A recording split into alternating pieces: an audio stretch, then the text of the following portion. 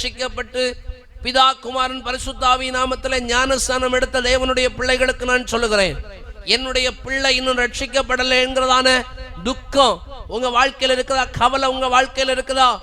என் புருஷன் இன்னும் ரட்சிக்கப்படல, ஓய்வு நாளில் சபைக்கு வராம வேலைக்கு போறாருன்னு கவலை உங்களுக்கு இருக்குதா?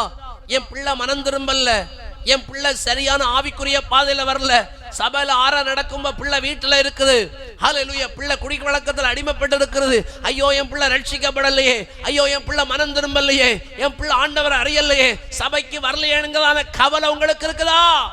இந்த கவலை உங்களுக்கு இருக்கணும்.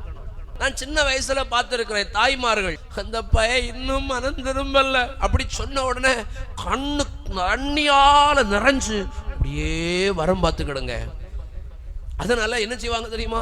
தூங்கவே மாட்டாங்க. ஒரு சகோதரி சொன்னா, என் புருஷனுடைய ரட்சிப்புக்கு நான் 17 வருஷம் கண்ணீர் வடிச்சிருக்கிறேன்.